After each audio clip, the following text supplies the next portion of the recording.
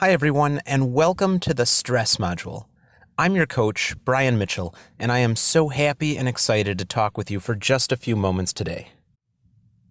This is a very important module focusing on stress management. We will be looking at understanding stress, how stress impacts our metabolism, how it impacts our health and sets us up for disease later in life, and how to manage stress by both physical and nutritional means. Stress is a huge factor affecting our mindsets and ultimately affecting our focus on our goals. It's very seldom that we fail at a nutrition plan because we're relaxed and feeling happy and focused. So managing stress day to day is absolutely vital in terms of our progress. The first thing to understand about stress is that it comes at us from many directions constantly, and oftentimes can affect both sides of our decision-making process to the point that we can't escape it. For example, we experience mental stress from following our individualized meal plan, but if we didn't, we'd experience physical stress from poor nutrition. Even the way that we choose to exercise can create stress on our body. We might create stress by not getting enough sleep. There might be things in our life that are difficult to deal with, and we don't have the tools to process our thoughts and emotions. We might have financial stress or work-related stress. There are infinite sources. Our brains perceive all of these stresses to be different, but the physiological way that the body reacts to stress is the same, regardless of the source of stress. And stress is cumulative, so while you might think that work is your biggest stress right now, you may actually be creating accumulations of stress while coping with things at home. Even if you don't think you're overly stressed, this module might bring some items to the surface and help you understand the impact of different things going on in your life. Let's briefly look at the stress pathway. It starts with a stressor. As an example, picture yourself as a cave person. In the typical caveman days, the biggest threats were cold, disease, and wild predators. So say one of these happened upon you unexpectedly. Your brain will perceive the stressor and activate the sympathetic nervous system. Your adrenal glands will produce cortisol, the body's hormone that elicits the stress response. One problem with modern-day life is that we constantly face many stresses, and most are unresolved. In the caveman example, once the cold happened, we would build a fire. Once we fixed the situation, the stress was resolved. We wouldn't have to deal with it again until we perceived a new stressful stimulus. Today, we are experiencing many different stresses all the time, so the brain is getting mixed signals and is receiving larger amounts of cortisol in the bloodstream. Even though stress is generally perceived to be negative, we need cortisol in order to function, so ideally we're looking for a balance. Cortisol levels are lowest during the nighttime because we don't need to be drawing on large amounts of fuels to keep us energized, but levels peak about an hour after waking up. Cortisol helps us to wake up, get some energy, and start the day. And then as the day continues, cortisol levels gradually come down and remain low at nighttime so we can get to sleep. Cortisol becomes elevated with exercise, so if we're having symptoms of low energy, exercise can increase our cortisol levels and help to alleviate these symptoms and make us feel good. Similar to becoming insulin resistant, which we looked at in the carbohydrates module, the body can become cortisol resistant, meaning our body would have to produce more and more cortisol to get the right amount of signaling to the cells, and this will fatigue our adrenal glands and make it more difficult for them to produce. Stress is an underlying factor in every single disease. It leads to sleep disorders, loss of muscle mass, reduced metabolic rate, weight gain, thinning limbs, poor ability to manage systemic inflammation, digestive issues, thyroid issues, increases in the frequency of colds and viral infections, blood sugar imbalances both high and low, disruption of sex hormones, and mental health problems like depression, anxiety, Alzheimer's and Parkinson's disease, and sometimes a single event can create a massive amount of stress on the body and set you off. Because of this, we need to be mindful of the stress in our life. Understand that most of this can be changed and is within our control. The journey is not going to be easy or short, but we have to start somewhere, and all the tools available to us in these modules are things that we should be implementing on a daily basis. So let's assess our stress. Feel free to pause the video as many times as necessary to keep up with the discussion. Find a quiet place to sit and get a pen and paper to follow along. Write down all of your current stressors that you can think of and rate your current level of stress on a scale of 1 to 10. Click pause now while you do this. I will wait.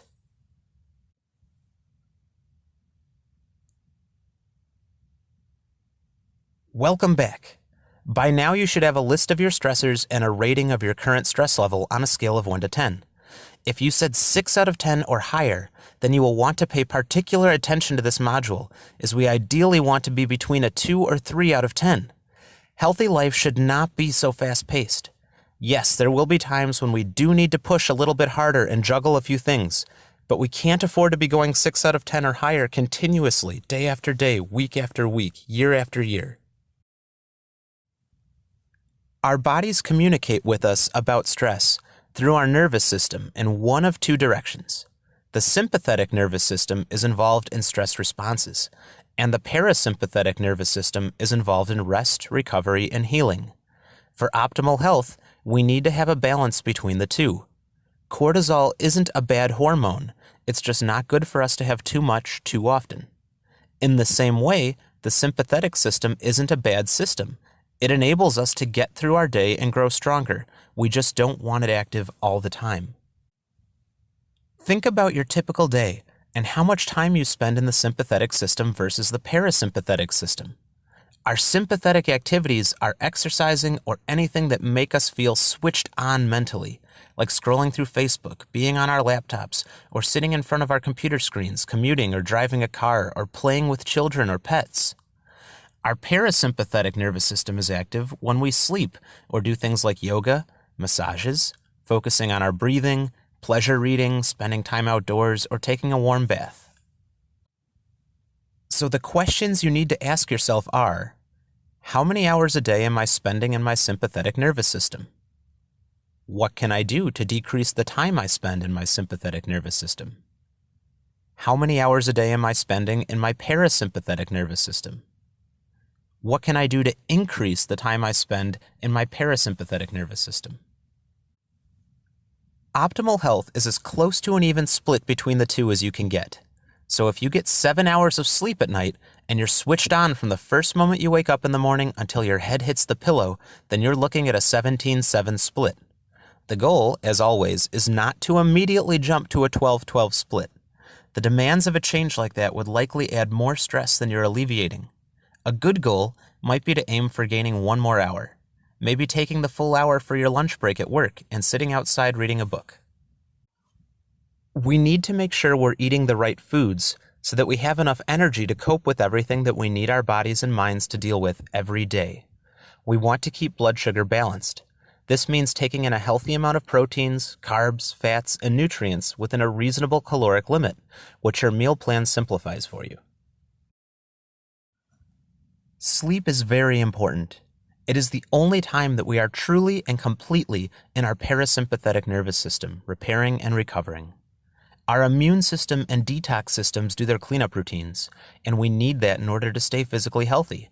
So getting at least 7 to 8 hours of sleep each night is very important. Missing 1 hour each night amounts to losing a full night's sleep across the week. Schedule some me time for yourself. Clear your schedule and allow yourself space. You need to make sure that you actively make time to do things that support your recovery and take stress off the body, like getting a massage or taking a warm bath with Epsom salt, or taking a nice easy walk without thinking about any stressors. When it comes to relieving stress, lifestyle changes are more powerful than any pill. If you can get enough sleep, eat a balanced diet, and take a little bit of time for yourself each week, then you are winning. That is far more than most people do for themselves. So let's focus on sleep for a moment, since this is the best way to get 100% into your parasympathetic nervous system. Stress can turn your sleep into a vicious cycle if you aren't careful. If you feel stressed, you won't sleep well. And then because you don't sleep well, you will feel more stressed the next day. The best way to encourage better sleep is to encourage good sleep hygiene. Make sure the bedroom is cool. We tend to prefer to be cooler in the evenings. If you want to have an afternoon nap, the preference for the body is to be warmer during the daytime.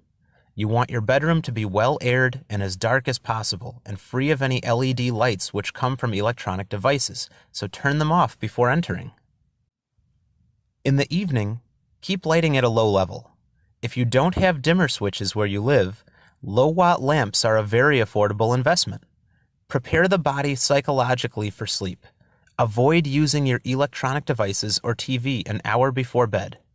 Not only do electronic devices emit light, which activates the brain, but there's also a likelihood that if you are on your laptop or mobile phone, you might be exposed to things like a controversial Facebook post that would stir up emotions and increase stress on multiple levels. Read a book or reflect a bit to work on your mindset before bed. That will put positive thoughts into your mind before falling asleep and take your mind off some of the things that might be troubling or stressing you. If sleep is an issue for you, then get strict on yourself with these points of sleep hygiene. Also take a look at your living space.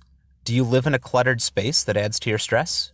Would making the time to declutter, throw out excess junk, and organize make you feel calmer? Do you have things in your home that you absolutely love? For example, are you exposed to artwork that just makes you feel good? Do you care for plants or fish? Do you use your favorite colors in your decorating? Do you have fresh air and natural light? All of these things can affect the way you feel and therefore affect your stress levels. So we've just looked at some physical aspects of stress management, but how can we manage stress psychologically? Change is difficult in all aspects of life. It requires changing our thinking and getting out of our comfort zone.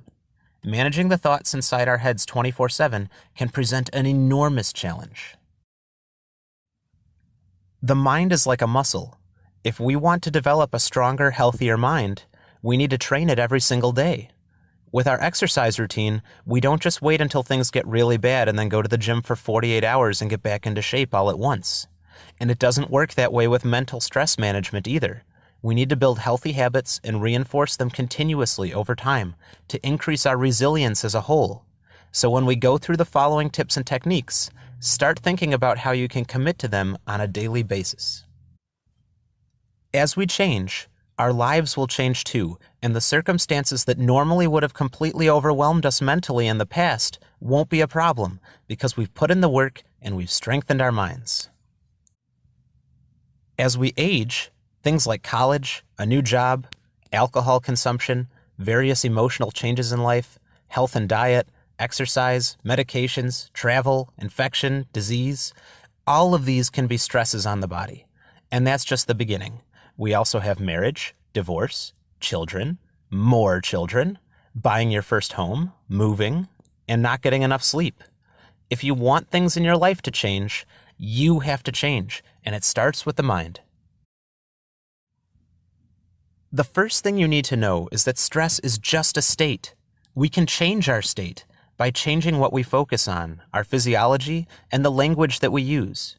If we focus on the things that make us angry, if we focus on the things that just happened, if we focus on the emails, the text messages that we just received, and how angry or upset we are with the person who sent them, we will perpetuate the cycle of stress.